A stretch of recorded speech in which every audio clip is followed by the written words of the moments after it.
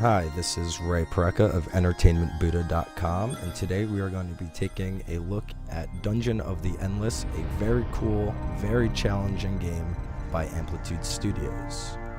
Dungeon of the Endless is best described as an indie roguelike dungeon defense game.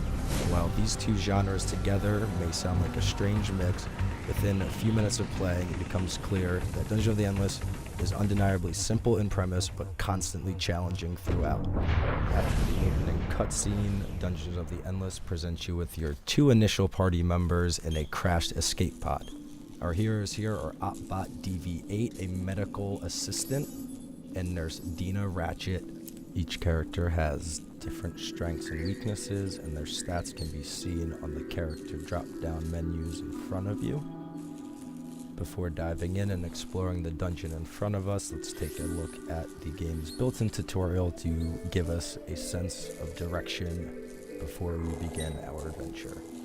The tutorial opens with a simple backstory telling us that we have crashed on an unknown planet surrounded by a dungeon and must find a way to escape by opening doors.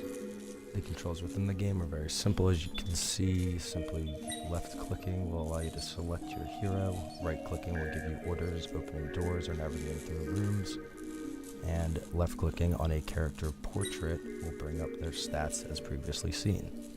The last page of the tutorial gives a little insight into the basic gameplay mechanics involving our crystal, how we can use the crystal to power the various rooms in the dungeon, and the resources the crystal can make for us. On the screen now we have what is essentially the basic gameplay of Dungeon of the Endless. Using our party members, we command them to navigate the dungeon in front of them, fight enemies that appear, and search for dust to power our generator. In Dungeon of the Endless, you never know quite what will be behind the door that you open, be it enemies as you've seen, blueprints for your ship, or even random items or other characters.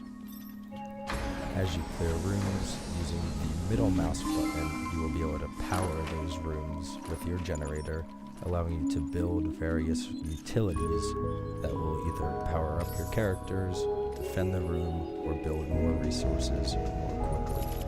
When exploring the dungeon, resource management, situational awareness, and an earnest will to survive become the most important factors to make it through Dungeon of the Endless.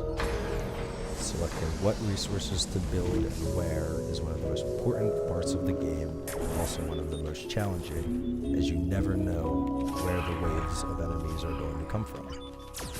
As you've seen in the video, when the enemy waves respawn, their first primary target is going to be your crystal or any resource that stands directly in their path.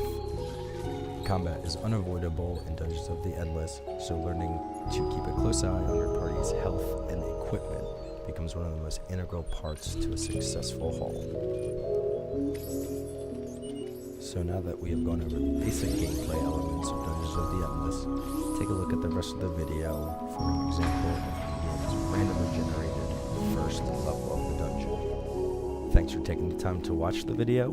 For more news and information on Dungeons of the Endless, be sure to head to entertainmentbuddha.com, as well as subscribing to our YouTube channel.